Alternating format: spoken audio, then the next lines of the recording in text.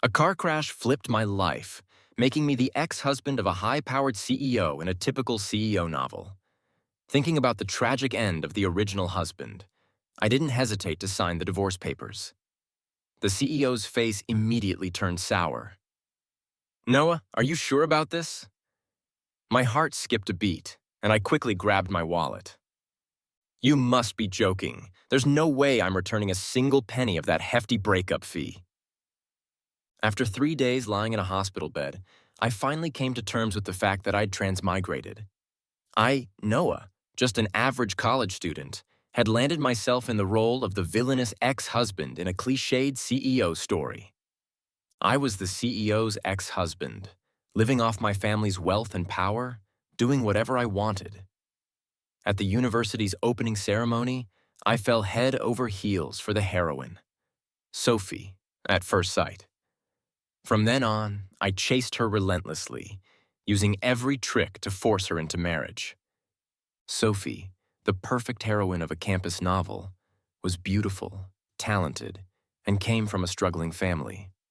Her father was deaf and mute, and her mother had kidney failure. To raise money for her mother's medical bills, she reluctantly married me. In our 5 years of marriage, Sophie transformed from an unknown office worker into a rising business star. Our relationship only deteriorated. Sophie slowly broke free from my control, but I didn't notice, acting more recklessly until I pushed her first love down the stairs, breaking his leg. That was the final straw. Sophie couldn't handle it anymore and filed for divorce. Around that time, I got into the car accident. Sophie didn't visit me until the 3rd day and immediately threw the divorce papers at me. "Noah, haven't you had enough?" Her voice was icy, eyes filled with impatience and disgust. Still, when I saw her face, my heart skipped a beat. No wonder the original Noah was so obsessed. This face was genuinely stunning. Then I looked at the divorce papers and saw how much I stood to gain. My heart almost stopped. Holy crap, I'm rich. The original Noah's family was loaded, but he was a spoiled brat with a younger brother who was better at everything. Inheriting the family business was never in the cards for him. Meanwhile, Sophie had skyrocketed in just a few years, and her assets were substantial. Once we divorced, the breakup fee would be astronomical. All my good deeds had paid off, and becoming filthy rich like this was just what I deserved. After calculating my gains, I kept my excitement in check, staying silent for a while, afraid that if I smiled, Sophie would sense something was off. Then I took a deep breath. All right, I agreed to the divorce. Sophie was shocked. She probably didn't expect me to agree so easily, but chances like this don't come twice. Before she could react, I quickly signed the divorce papers. Sophie seemed to sense something was wrong and frowned. "You." I turned my head and, in a dead tone, said, "I've thought it through, Sophie. Let's let each other go." There was a long silence behind me. I was about to curl back under the covers and count my money again when I noticed Sophie still hadn't moved. Quietly staring at the divorce papers, puzzled, I asked, "Aren't you leaving?" Sophie looked up. I gently hinted, "By the way, hasn't that guy Lee fully recovered yet? Shouldn't you go visit him more?"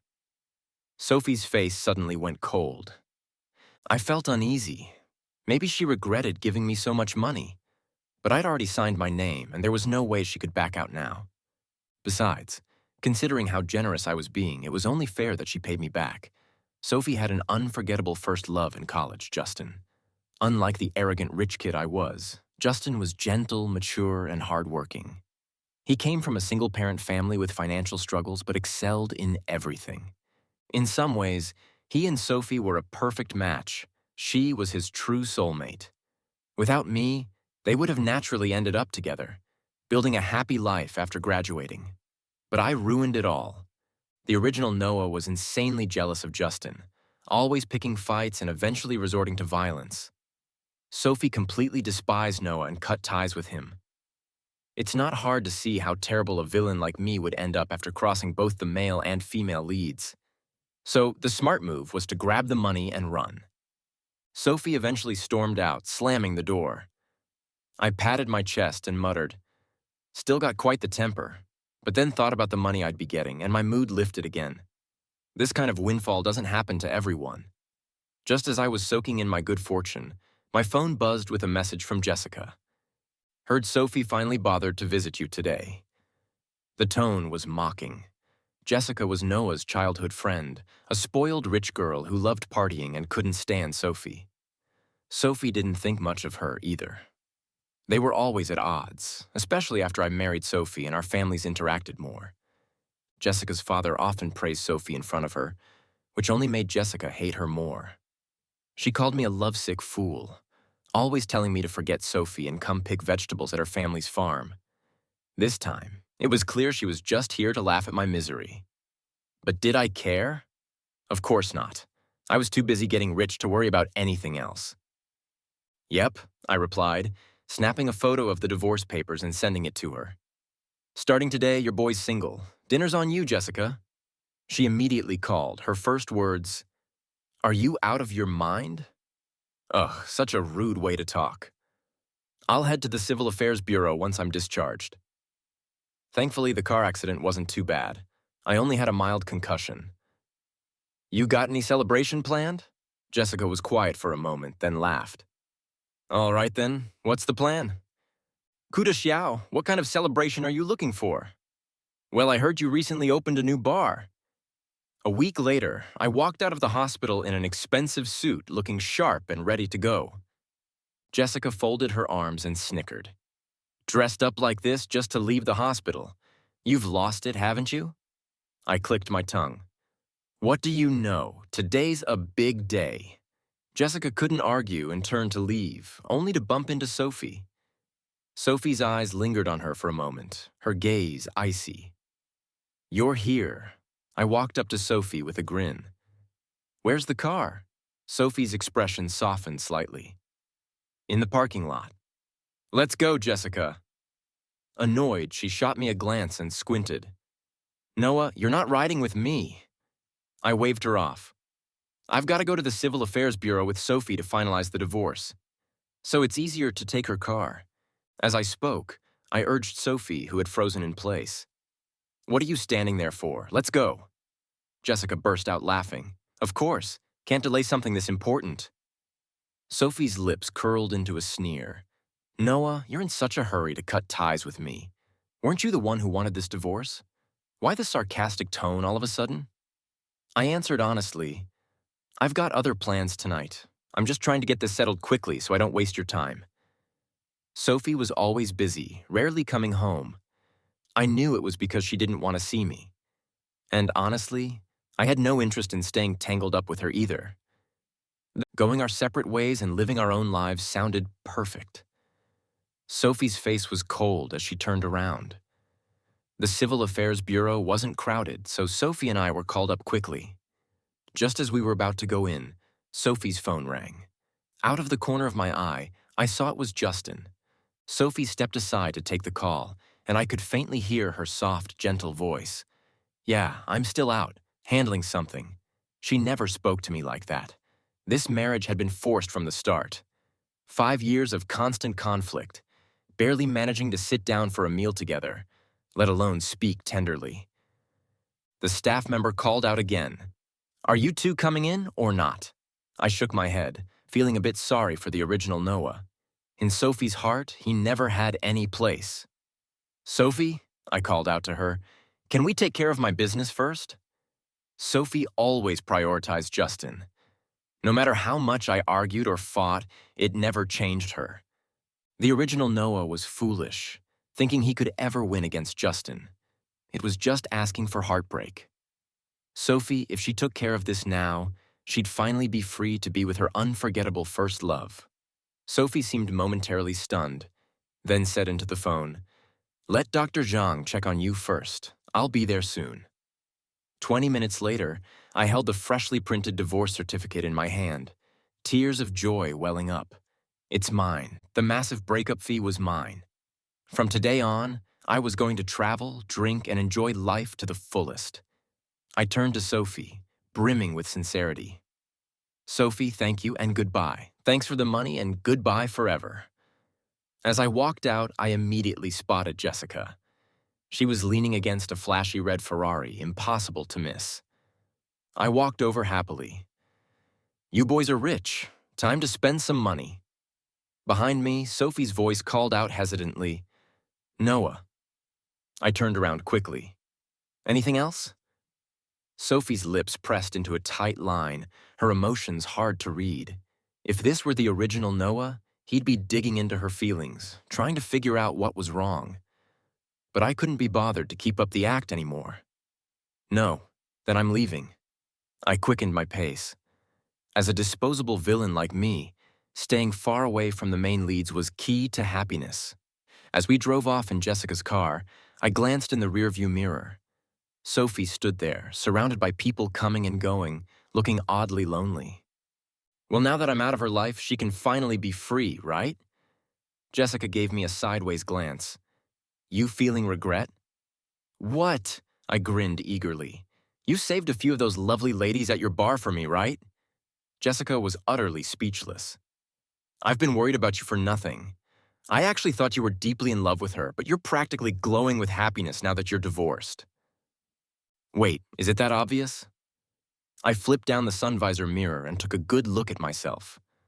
Noah was now 28, so I'd aged 10 years in a flash, but luckily this face was still handsome. Most importantly, I had money. I thought about it and offered an explanation. "She doesn't love me, so I'm done loving her too." During a red light, Jessica turned to look at me, staring so long it made my skin crawl. Finally, she spoke, her tone hard to decipher. "That car accident really changed you." Huh. My heart skipped a beat. After a moment of silence, I shrugged. Maybe after a near-death experience, people just start seeing things differently. Jessica blinked in surprise, then smiled. "Fair enough. All right, tonight's bill is on me." 2 hours later, Jessica regretted her words. Her face was dark. "Haven't you had enough?" She wasn't talking about the drinks, but the girls in the club. I raised my glass to her. "Come on, Jessica." I patted her on the shoulder and pointed at the circle of pretty girls around us. "Look at them. Sweet, beautiful, and every one of them better than my ex-wife. Honestly, with so many gorgeous women out there and money to spare, why did the original Noah hang himself on one tree?" Jessica sneered. "People get stuck in their heads too easily." "Huh?" A slim girl came over to pour me a drink, smiling sweetly. "Try this, brother." "Sure." I was about to take it when Jessica snatched it away. "No mixing drinks. You just got out of the hospital, and I'm not calling an ambulance for you later." She glanced at the girl, who immediately turned pale and back out her head in apology. "I'm sorry, brother. I didn't know." I waved it off generously. "It's fine, I'm in a good mood today." Then I shot a teasing look at Jessica. "Honestly, you're something else. Double standards much? You're always letting your boyfriends feed you drinks, but when it's my turn, I'm out of luck." Jessica let out a sharp laugh. "How is that the same? Why wouldn't it be? I'm a freshly minted rich guy. I can do whatever I want." Then Jessica suddenly asked, "By the way, does your family know about all this?" I froze. Crap, I'd forgotten about that. Before I could say anything, Jessica gave me a knowing look. "I knew it. You're too scared to tell them. It's not that I don't want to, it's that I don't dare." The original Noah didn't have the best relationship with his family. His parents were stubborn and old-fashioned, clearly favoring his younger brother, while Noah was rebellious. When he married Sophie, it caused a huge falling out between him and his family. Later, when Sophie started to succeed, their attitude did a 180. They repeatedly blamed Noah for causing conflicts with Sophie. So the original villain's life hadn't been great either. But whatever. The divorce papers are in my hand. What do I have to be afraid of? The days that followed were even better than I had imagined. I asked the butler to pack up all of Sophie's belongings and send them off. This villa had originally been a wedding gift from Noah's parents, but Sophie had never liked staying here. Maybe every corner reminded her of the humiliation Noah had put her through. At first, she mostly stayed at the office. When her career took off, she bought an apartment near work. The original Noah had visited once, only to awkwardly run into Justin there. Awkward, to say the least. Even though Justin explained he was only there because it had started raining and he needed shelter, Noah's temper couldn't handle it without getting angry. They had a huge fight, followed by a month-long Cold War. In the end, Noah couldn't take it anymore and softened up. After all, Sophie was his whole world. Poor guy. But now, I had this enormous, luxurious 3-story villa all to myself. Sophie hadn't left much behind, but after cleaning up, the place still felt a little empty. So I headed out for some shopping therapy. I began commanding in my favorite store. This one, that one, and not this one, wrap up the rest. Yes, Mr. Coop. The store manager's face practically split with joy. She was thrilled, and so was I, with a few staff trailing behind to carry my purchases. I was just about to head out when I ran into Sophie. She froze when she saw me. I had already noticed Justin standing behind her. Looks like his leg was healing nicely. He was even out shopping now. Sophie's lips moved slightly, and she actually spoke first. It's his mother's birthday soon, so I'm helping him pick out a gift. I blinked. Oh, why are you telling me this? I don't care. Out of courtesy, I nodded politely. But before I could walk away, Justin spoke up, looking somewhat apologetic. Mr. Coop, I'm sorry, my leg's still not great, so I had Ollie help me get here. It looks like you've bought a lot. Need some help carrying it? Ollie could give you a hand. I'll be fine on my own. Ah, what a smooth talker. He subtly reminded everyone that I was the one who had pushed him, implied I shouldn't be jealous, and generously offered Sophie to help me. I smiled and said, "No need. My car is just downstairs. Besides, it wouldn't be right to trouble Miss Sue with personal matters." Justin blinked. Wouldn't be right to trouble Miss Sue with personal matters. What? I turned to Sophie, surprised. Miss Sue, you didn't tell Mr. Lee we're already divorced. Silence. Justin stared at Sophie, shocked. Sophie's delicate face tightened. I don't like broadcasting my private affairs. Was that a veiled jab at me? Just because I threw a few divorce parties? Why so petty? Justin, clearly not expecting such a bombshell, opened and closed his mouth a few times. Ollie, you and Mr. Koo, why didn't you tell me? Hearing his voice seemed to remind Sophie that he was still there.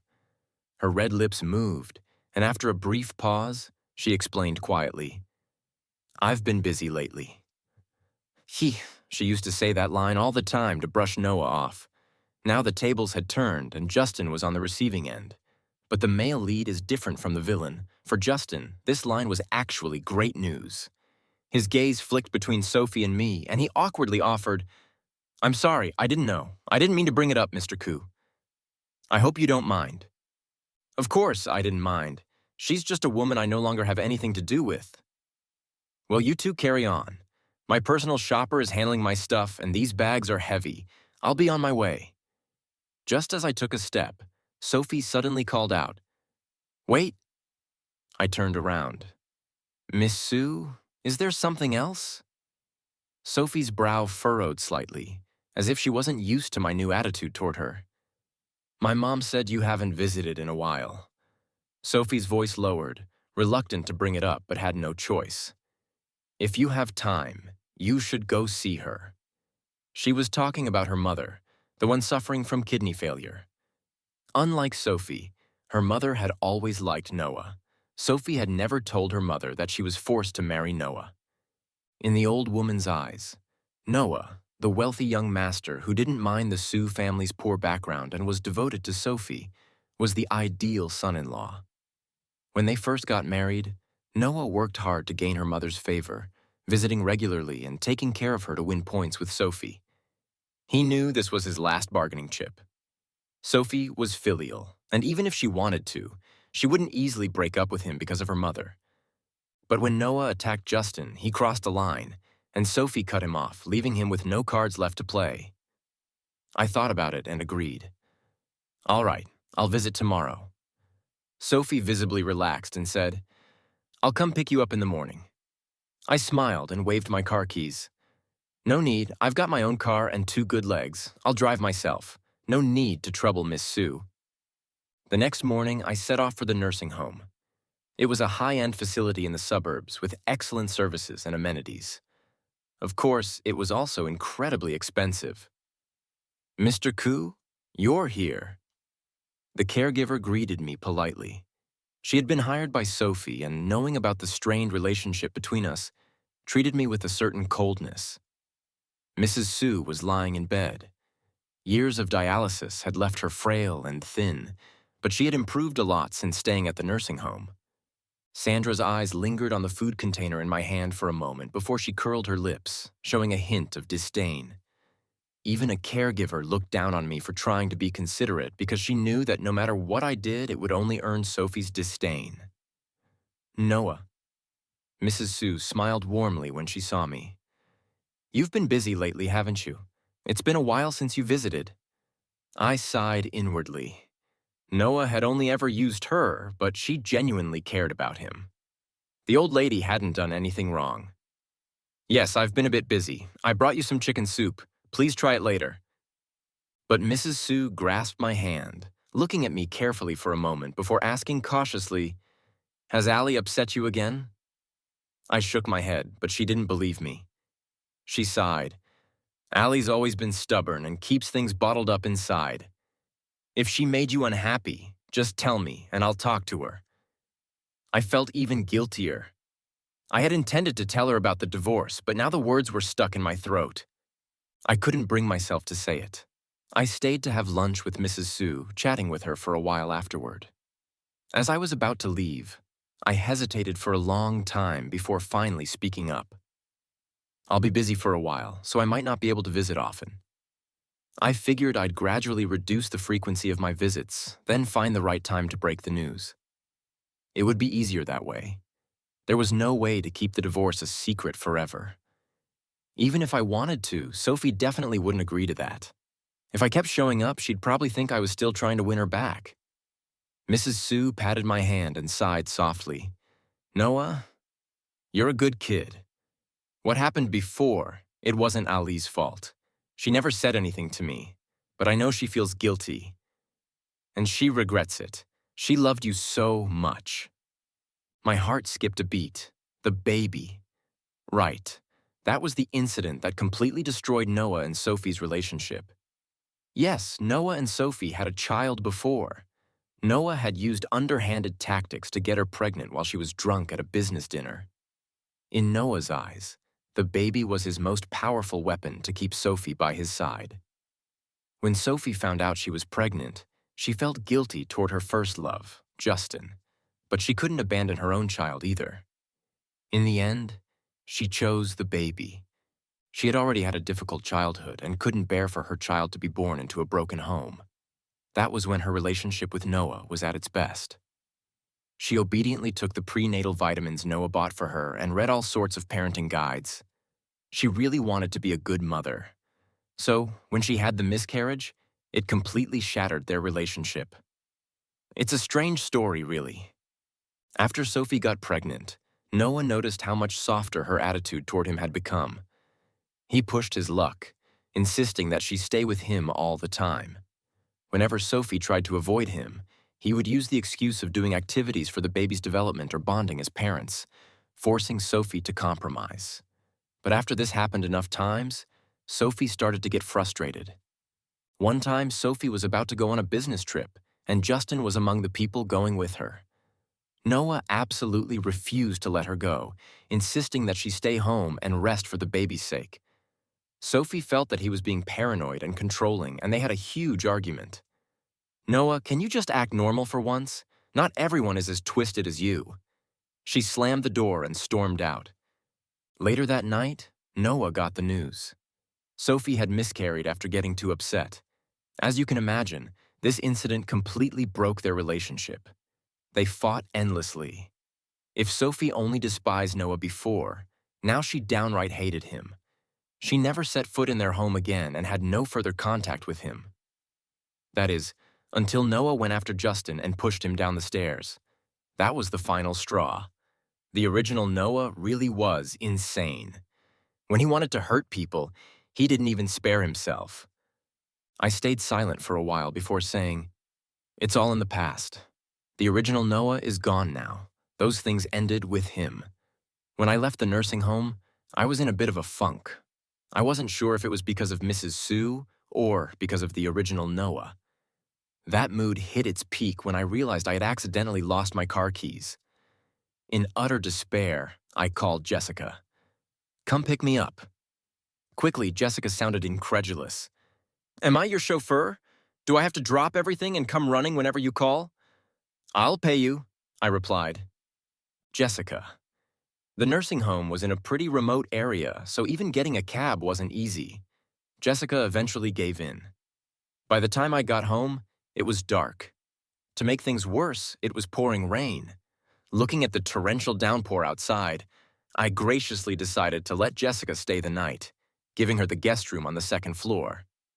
The next morning, the doorbell rang.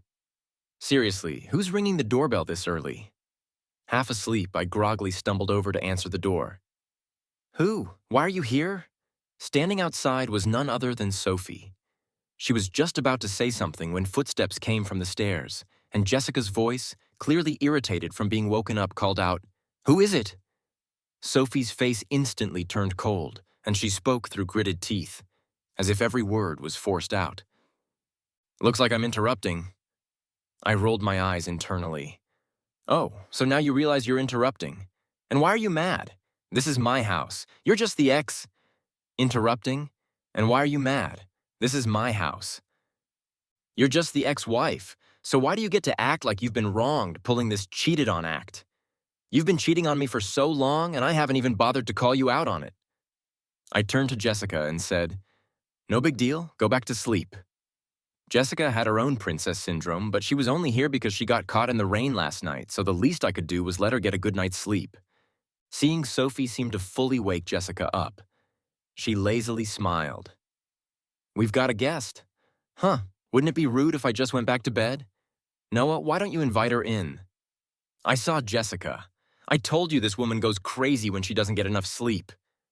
I ignored her and turned back to Sophie, clearly not planning to let her inside. I had just finished clearing out all her stuff, and I wasn't about to mess up the house again. It would only mean more work for the cleaner later. "So early. A mess. Sue, is there something you need?" I asked. Sophie's face turned a shade darker, clearly irritated by Jessica's casual words. But she couldn't lash out. If this were before, she could have kicked Jessica out as the mistress of the house. But now, she wasn't even on Jessica's level. She couldn't even step foot inside. But Sophie, like all women of her kind, was good at keeping her cool. She took a deep breath, ignored Jessica, and pulled out a key from her pocket, handing it to me. "You left this at my mom's yesterday. She asked me to bring it to you."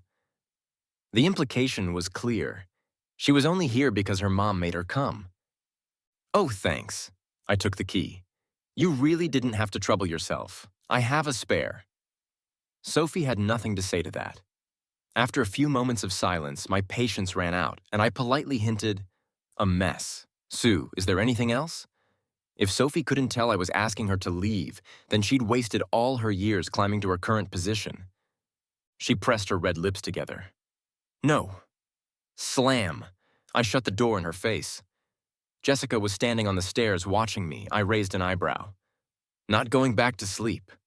Why are you staring at me?" Jessica narrowed her eyes, crossing her arms. "Nothing, really. I just think you seem a bit heartless toward your ex-wife." I rolled my eyes. "If you don't have anything to say, you don't have to say anything." Jessica tilted her head slightly. "Noah, don't tell me you haven't noticed her feelings." I shot back. "What feelings?" Jessica leaned against the railing, speaking lazily. "She wants to see you, doesn't she? Otherwise, she wouldn't have rushed over so early just to return a car key. Nor would her face have turned so sour when she saw me here." I tilted my head. "And so," Jessica tapped the railing with her fingers, her tone casual. "Don't you feel anything?" "Feel what?" Just because she turned around. "I'm supposed to chase after her. I found it kind of funny." "Oh, I do." Jessica's eyes flicked over to me, her back straightening a bit. I shrugged. I feel like I should have divorced her sooner.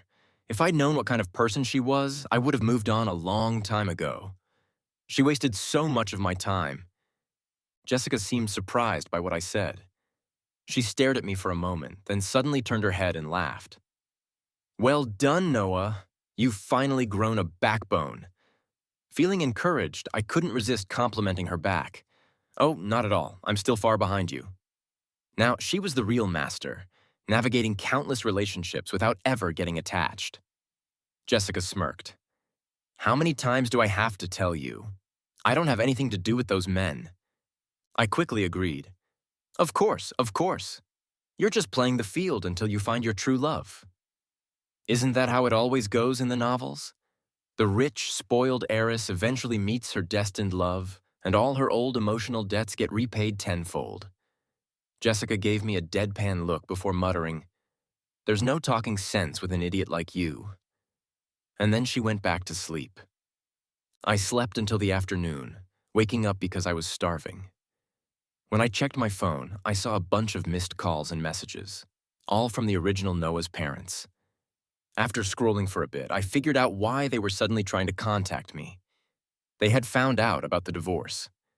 You divorced Sophie. What on earth were you thinking? How many times have we told you? Sophie's company is doing great, and we were in the middle of negotiating a partnership with them. What are we supposed to do now? How old are you? How can you be this irresponsible? You divorced her just like that. Didn't you consider how this affects anyone else? You're so selfish. I don't have a son like you. The messages went on, but they were all the same.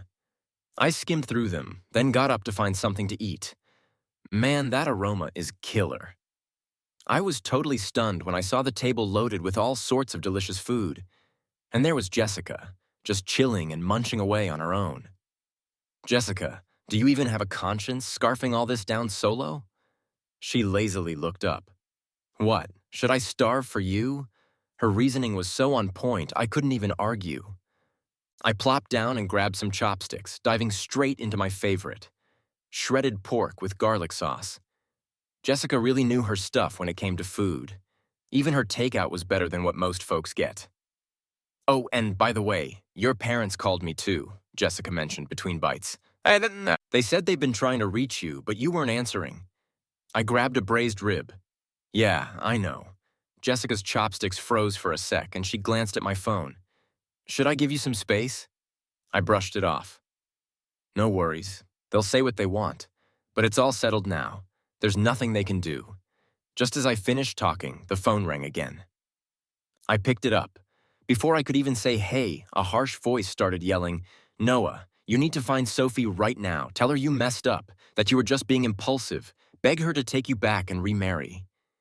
Listening to that sharp voice, I had to pull the phone away for a moment. Remarry, seriously? I'm well aware that getting yelled at beats being killed by Sophie. Noah, are you even listening to me? I finally replied. I'm listening, but this isn't gonna fly. I can't do it. The voice on the other end got even more pissed. Noah, is this how you talk to your parents? I responded calmly. I'm listening, but this isn't gonna work. I can't do it. Her anger just escalated. Noah, is this how you talk to your parents?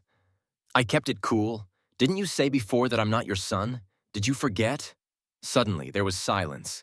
It seemed like she was about to start yelling again, but I couldn't care less.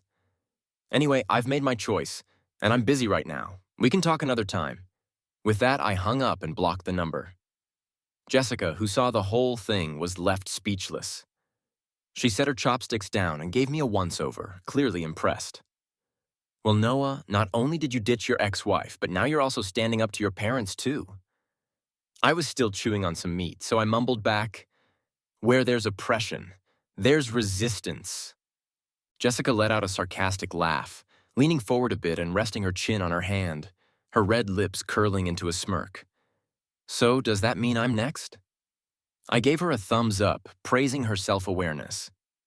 Her reaction didn't surprise me. She grew up with the original Noah, so she knew exactly the kind of person he used to be.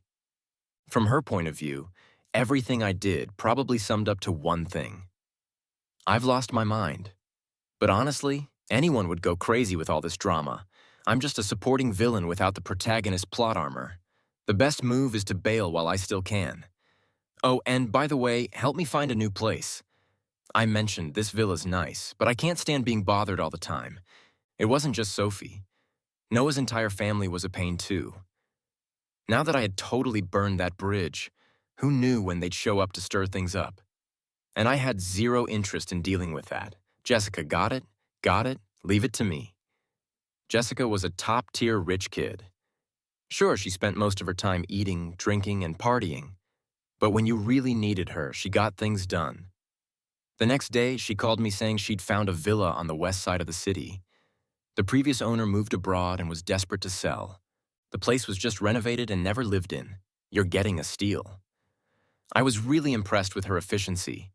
That same day, I dragged Jessica along to sign the contract and transferred the ownership as fast as possible. Then I immediately listed my current place for sale. I called a moving company. Soon enough, a crew of movers was racing up and down the stairs, packing everything up. I couldn't help but shake my head. I hadn't realized how much stuff the original Noah had until now. This was gonna cost extra, wasn't it? "Mr. Koo, what's in this box?" "It's pretty heavy," one of the movers asked. Hauling a large cardboard box down from the third floor, it was sealed tight so I couldn't see inside. Just as I was about to check it out, I got a call. "Hello? Is this Mr. Koo? This is the Third People's Hospital. Your wife fainted on the street and was brought here. Can you come to the hospital ASAP?"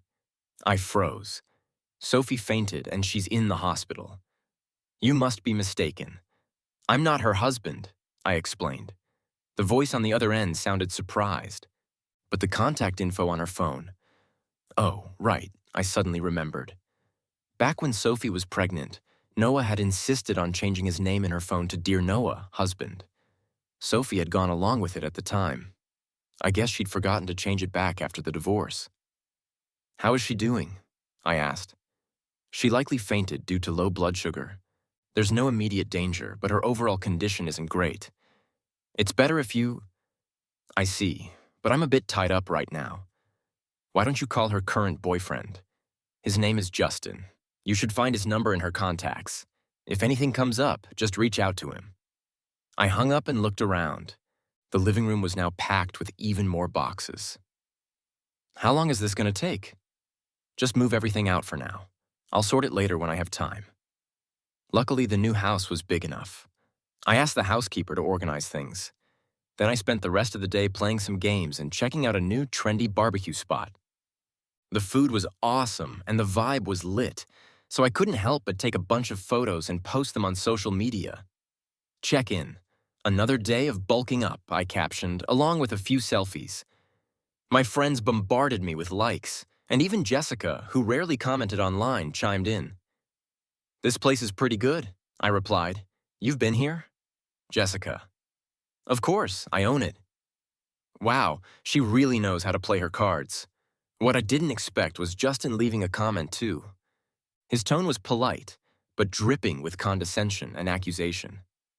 "Noah, even though you and Ollie are divorced, she's in the hospital right now. Don't you think you should at least visit her?" I was like, what's his deal? As soon as Justin's comment dropped, my social feed blew up. Only a few people knew about my divorce with Sophie, and I hadn't even figured out how to break the news yet. But now he'd gone and put himself on the moral high ground. "Well, if that's how he wants to play it," I replied, acting all high and mighty, "a good ex should act like they're dead. I just didn't want any misunderstandings. But if you don't mind, I'll go visit. After all, we were classmates, and it's only right to check in on her." What do you think? My social feed went wild. People were buzzing with excitement. Not long after, Justin quietly deleted his comment. "Oh, so deleting it makes everything go away?" Huh. I quickly followed up with another public post.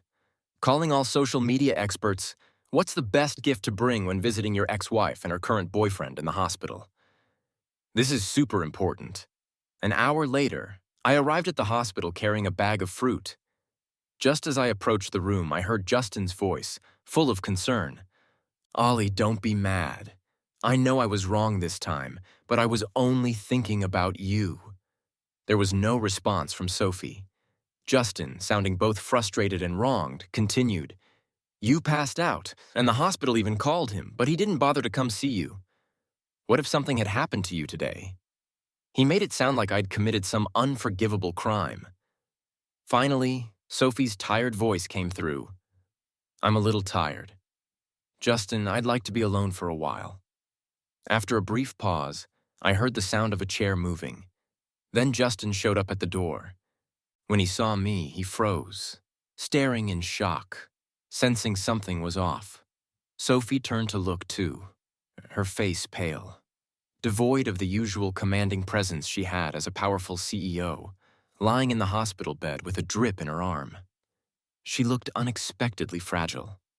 When she saw me, her dull eyes lit up for a moment, filled with what seemed like a mix of tension and uncertainty. "Noah, what are you doing here?" I stepped past Justin and walked into the room. Well, I didn't want people talking behind my back, saying that I didn't care if my ex-wife lived or died right after the divorce. After all, we were college classmates. No need to make things so awkward. Right. Sophie's face went pale, her lips tightening into a thin line. She must have seen the little exchange between me and Justin on social media. Knowing how proud she was, she couldn't stand being publicly teased like that. It must have felt humiliating. Her hatred for me probably just grew another notch. The thought of it annoyed me. "All right, now that I've shown up, if there's nothing else, I'll be on my way." Sophie's mouth twitched slightly. "Noah, do you really have to act like this?" I raised an eyebrow, genuinely curious. "Like what? You didn't visit me until 3 days after my car accident. Compared to that, I think I'm being pretty reasonable, don't you? If we're talking about being ruthless, who can top the female lead?" Sophie's face turned ashen. Her mouth opened as if to say something, but my phone rang, interrupting her. "It was the housekeeper from my villa, Mr. Koo. Most of your belongings have been organized, but there's one box we haven't touched yet. It's full of ceramic items. What would you like us to do with them?" I paused. "Ceramic items?" "Yes, and it looks like you made them yourself?" I paused. "Ceramic items?" "Yes, and it looks like you made them yourself. So I thought I'd check with you first." From the corner of my eye, I caught Sophie's startled expression, and a memory flashed through my mind. "Oh, right. Those ceramics were indeed made by the original Noah." Back in college, Sophie worked part-time at a DIY pottery shop, and Noah would often go there to see her, spending entire afternoons there. He had no talent for it, and no patience either. His only focus was Sophie. As a result, every time he'd leave covered in clay, taking home some hideously ugly finished product. But he never got tired of it and didn't seem to care how ridiculous he looked. Eventually, Sophie couldn't take it anymore and told him he was doing it wrong. Noah immediately seized the opportunity to push further. "Then why don't you teach me yourself?" Of course, Sophie refused, but Noah was a VIP customer at the shop and she couldn't afford to offend him. It wasn't until Sophie quit that Noah finally stopped going.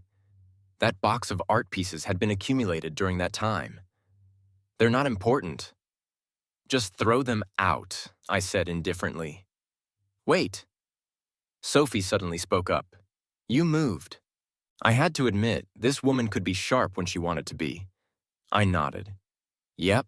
Sophie frowned. "Where to? Why so sudden?" I couldn't help but laugh. A mess. "Sue, how many times do I have to remind you? We're divorced. What I do and where I live have nothing to do with you anymore." Sophie's expression faltered, like she had just heard something she couldn't accept. Her eyes reddened slightly. After a long moment, she finally relented. Her voice low. "If you don't want the ceramics, I can send someone to pick them up." I gave her a curious look. Those are my things. If I want to keep them, I will. If I want to throw them away, I'll throw them away. For some reason, that sentence seemed to strike a nerve. The last bit of light in Sophie's eyes flickered out. It was like watching a weak flame in the wind finally blow out. Justin, clearly worried, quickly stepped forward. "Ollie, are you okay?" Sophie turned her head slightly, avoiding his hand. Justin froze, visibly embarrassed, but I had no interest in their drama. So I turned to leave. Just as I stepped outside, a doctor called out to me. Huh? I looked up to see a woman in her 40s. A doctor. Studying me. Why are you here? Are you feeling unwell? I was confused for a moment, then glanced at her name badge. It read, Obstetrics Department Chief. An unsettling thought crossed my mind. The only thing Noah had ever been involved with that could connect him to this doctor was the baby from before. Thanks for your concern, but I'm fine. I'm just here visiting a friend, I replied vaguely. The doctor seemed to relax. That's good, but you and your wife are at the right age now. Next time you have a child, you shouldn't give it up. I was stunned. Those two sentences carried a massive amount of information. A child. A child. Didn't Sophie have a miscarriage? What is the doctor talking about? Wait. That night when Noah arrived at the hospital, Sophie had already been wheeled out of surgery, with Justin sitting by her bedside. Ollie, what are you doing? Justin's alarmed voice jolted me from my thoughts.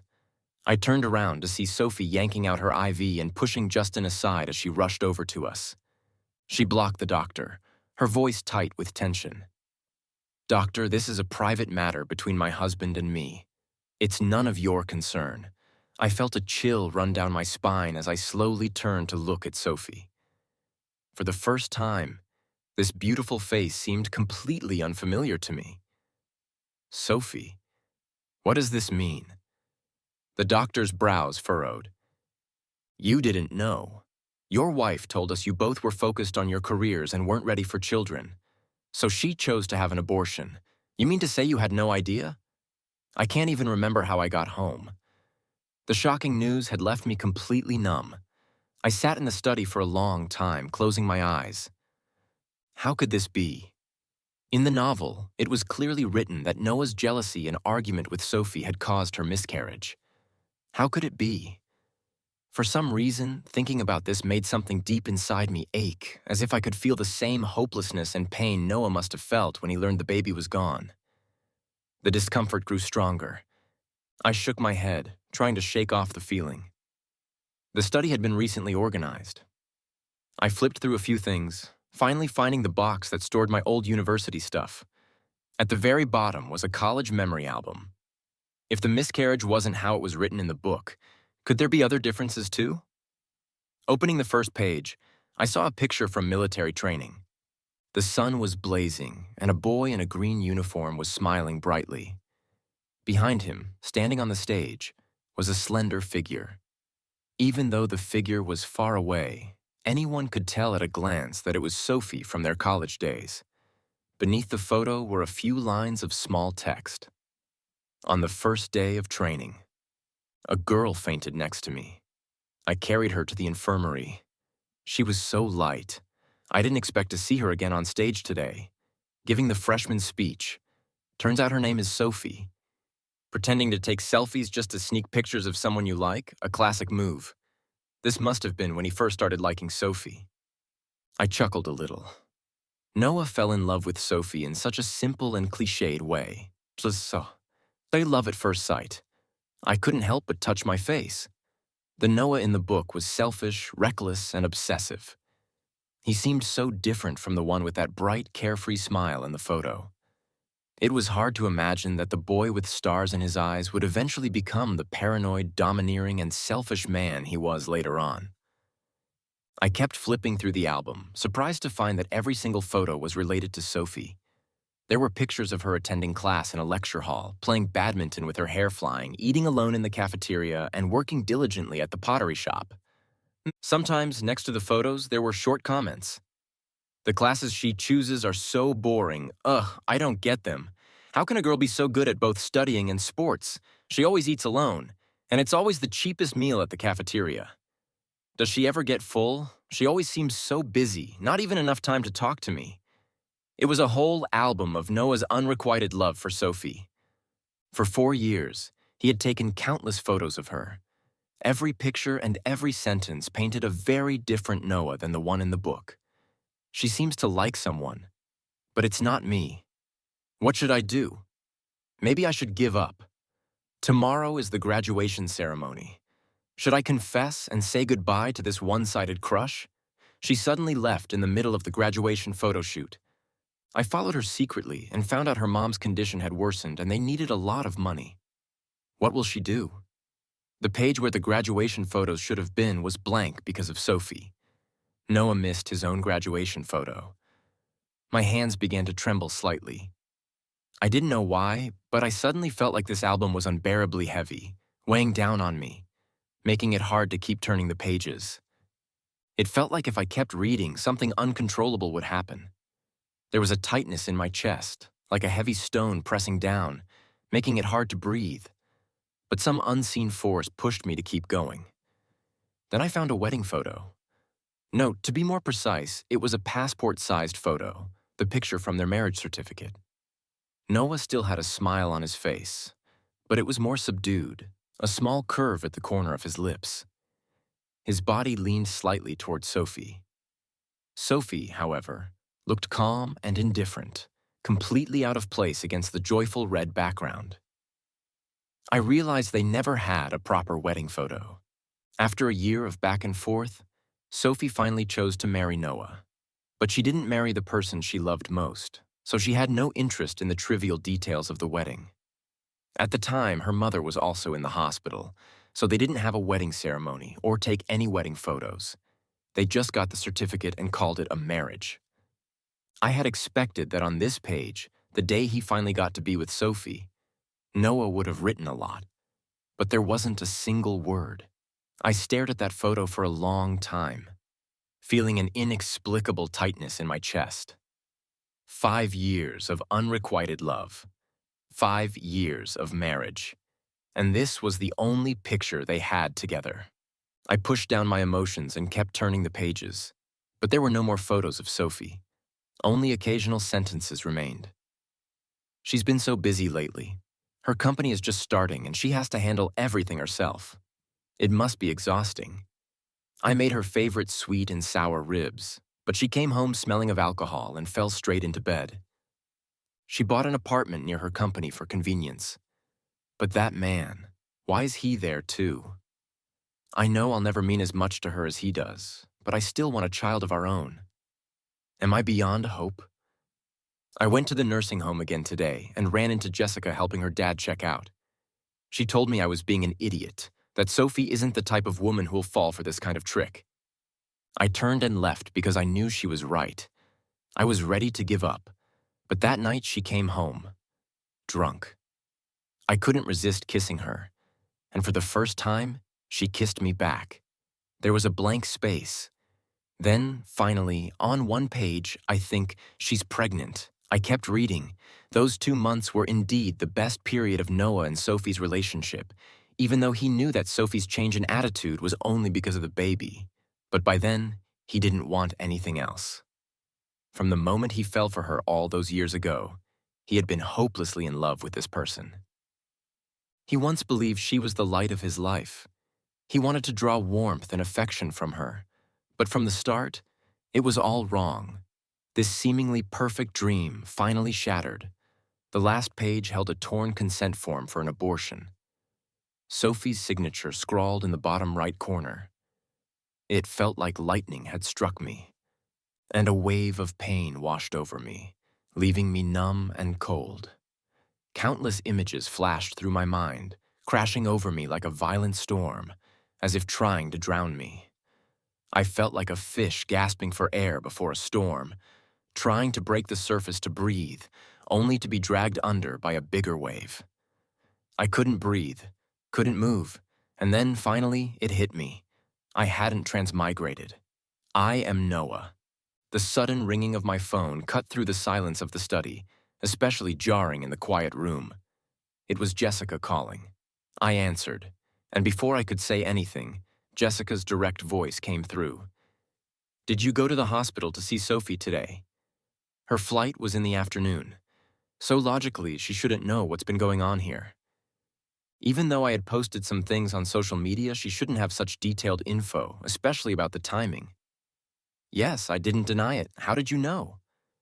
She hesitated briefly. Sophie called me, asking some questions about you. Oh, I see. I nodded, not pressing for more, sensing my indifferent tone. Jessica seemed to pick up on the fact that something was off. It's late. You're still awake? She asked, softening her voice and changing the topic. I was about to respond when the doorbell rang. To my surprise, it was Sophie. I hung up on Jessica, went downstairs, and opened the door. But I didn't invite Sophie inside. The sky had already gone completely dark, and the streetlights behind her cast a faint glow, leaving her face half lit, half shadowed. What do you want? I asked. Her lips were pale. I came to apologize. It had been 3 hours since I left the hospital, and only now did she think to say these words. No need, I replied flatly. It's all in the past. It was too late. I didn't need her apology anymore. Sophie's face turned even paler.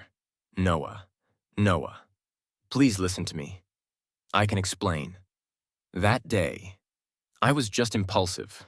Was it really impulsive? Or was it premeditated? I asked softly. Carrying my child must have been painful for you. Right. Sophie froze. It took her a long moment before she closed her eyes and, with difficulty, said, At first I really didn't want this baby. But later, as the child grew day by day, I was just confused in that moment, and I regret it. Isn't it too late to regret it now? Regret filled Sophie's eyes as her shoulders shook, but she couldn't find the words to respond. I gave her a faint smile. You wanted me to think that it was my fault, that you lost the baby because of me. Right, that way I'd be consumed with guilt, unable to ever bring up the child again, and you'd finally be free. Isn't that how it goes? Sophie was stunned. Deep down, she had always believed that I was exactly that kind of selfish, possessive, and jealous man. As long as the child was gone, I would have no reason to tie her down anymore. She opened her mouth, struggling to find the words. But that was between us. Why did you suddenly go after Justin that day? I looked at her quietly. This was the woman I had loved for 10 years.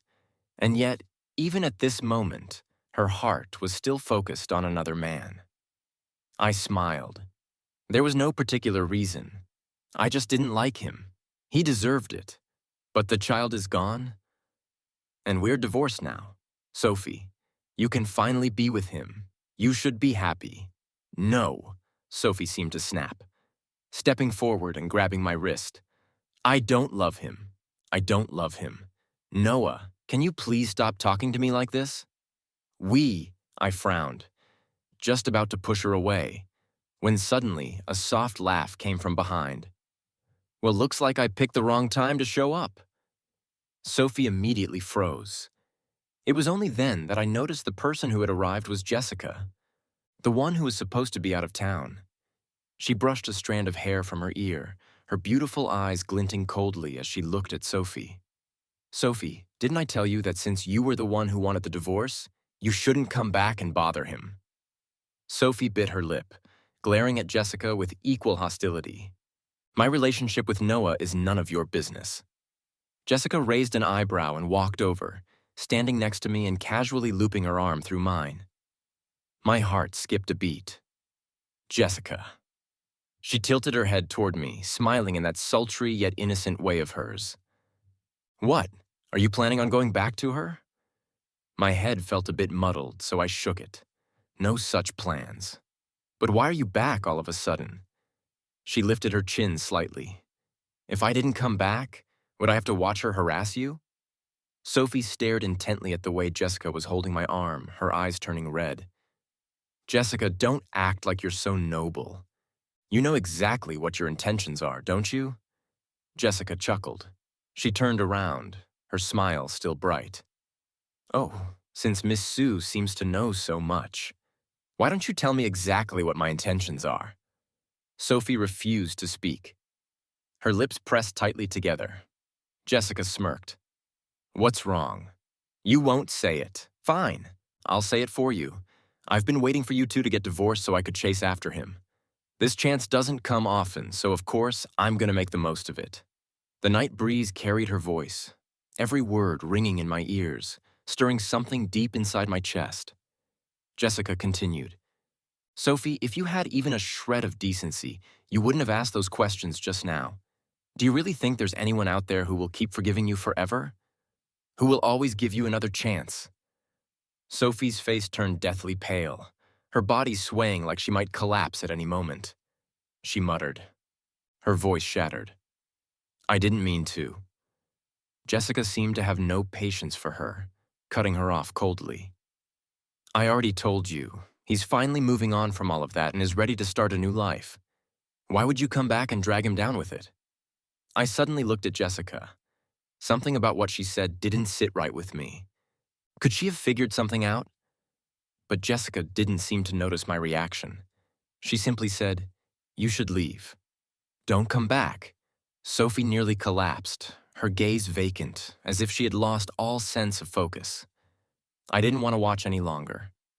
So I said, All right, you came here to ask 2 questions and I've already answered them. From today onward, we have no connection whatsoever. With that, I turned to leave. Suddenly, a dull thud sounded behind me. Sophie had fallen to her knees. Noah. Her voice trembled uncontrollably. I know it's my fault. Everything was my fault. Please, just give me one more chance. Let's start over. Jessica's first reaction was to glance at me.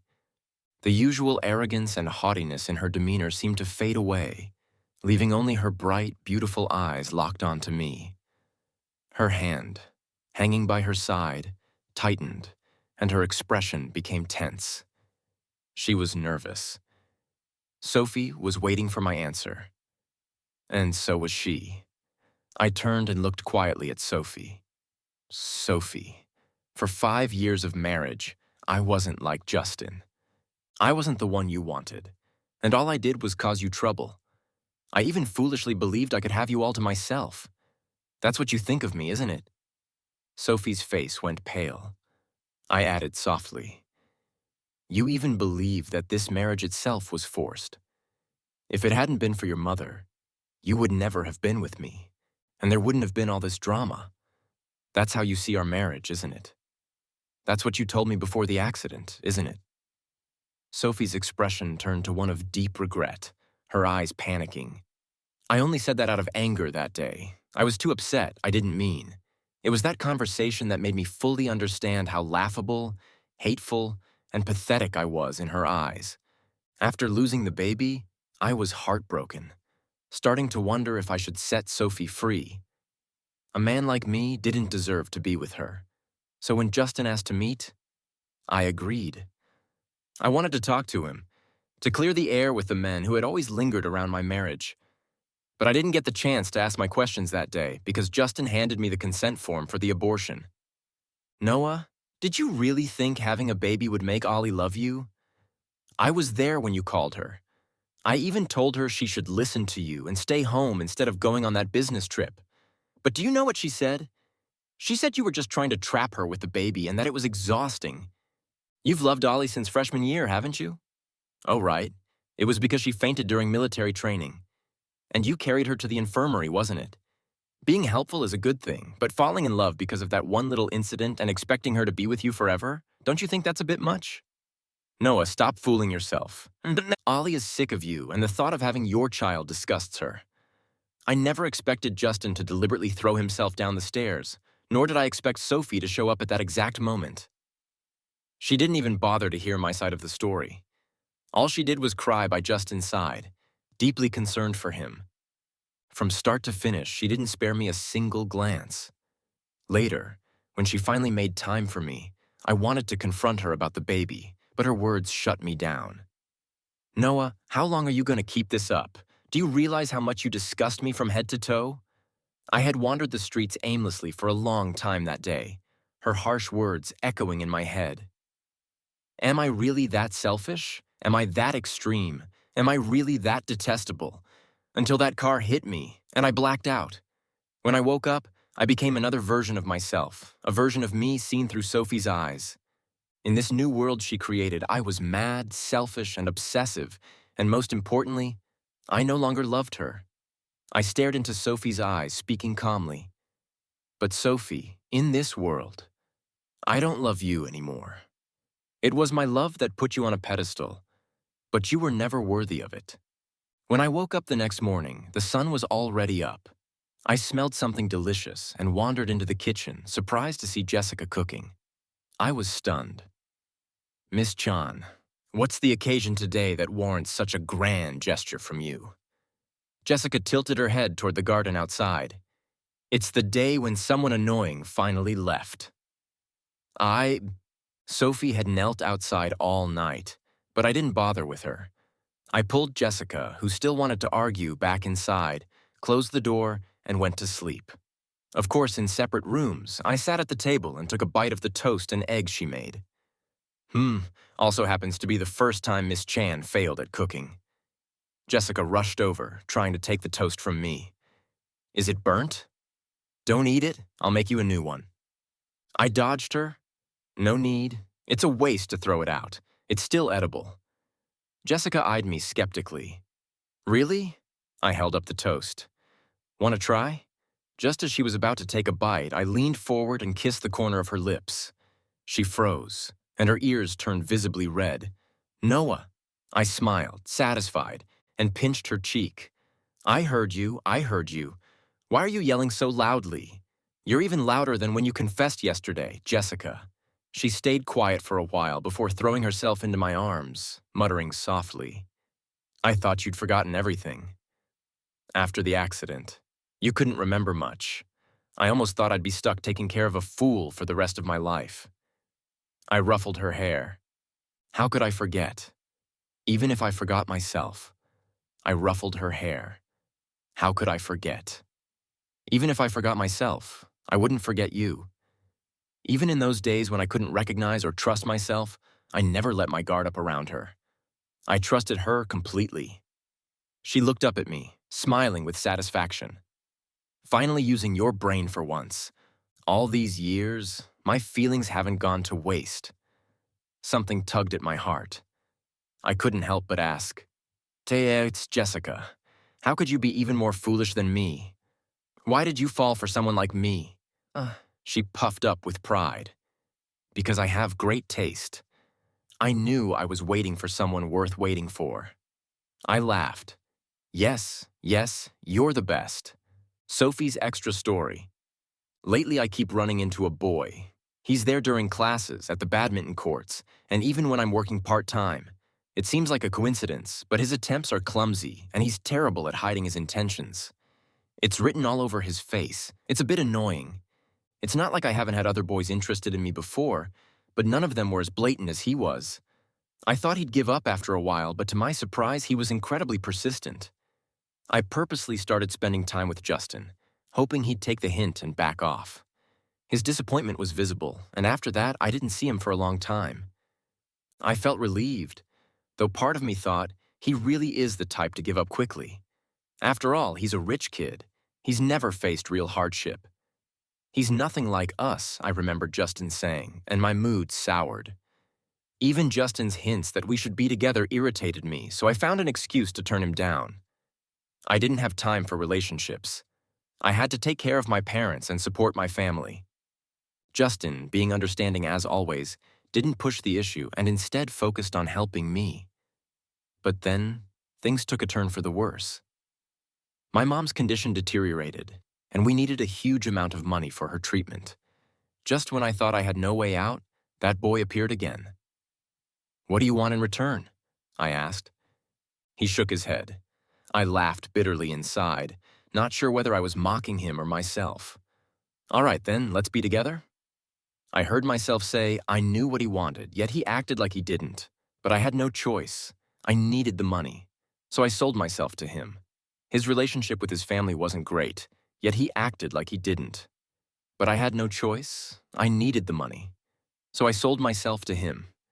His relationship with his family wasn't great, so he clung to me, but I was too busy. When did I have the time for him?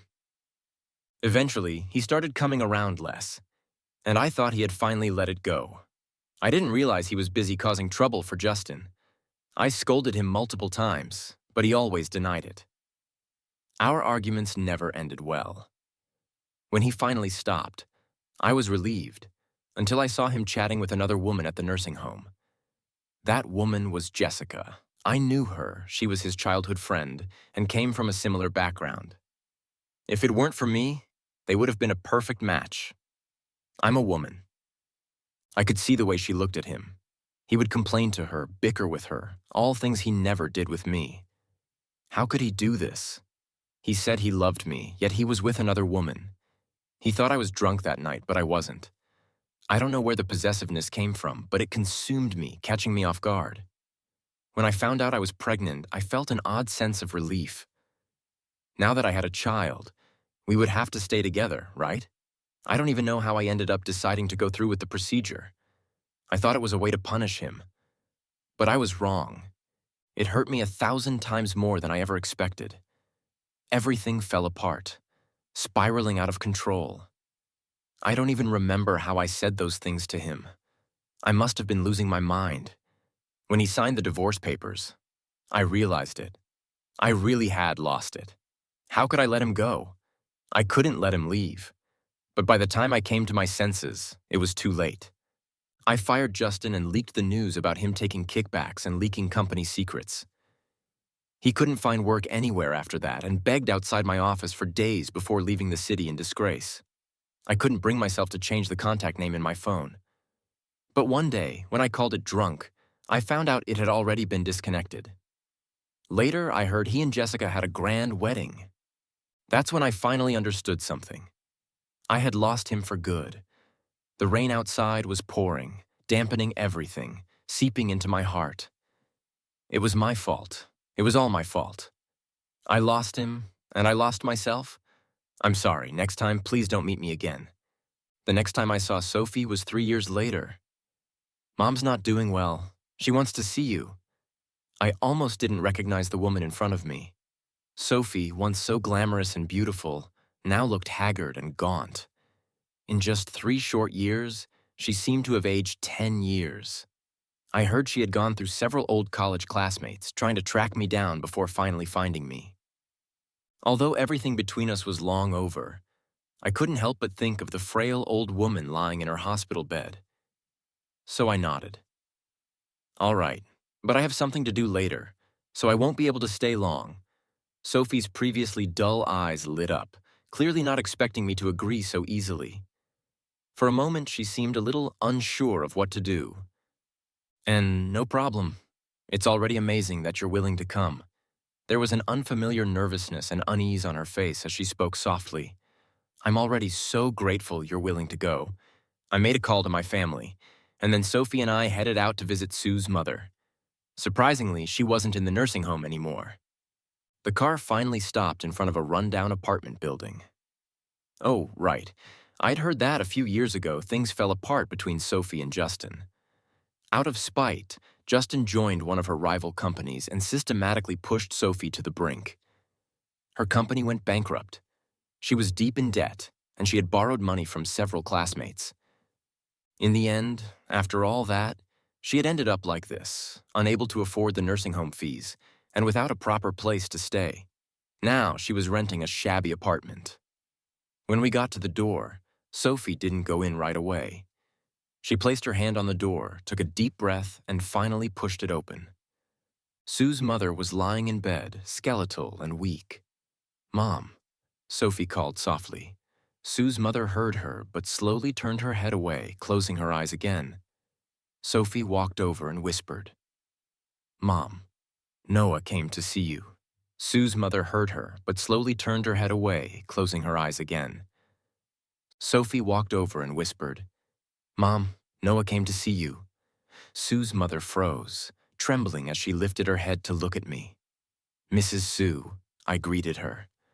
Tears immediately welled up in Sue's mother's eyes, falling onto her thin, bony hands.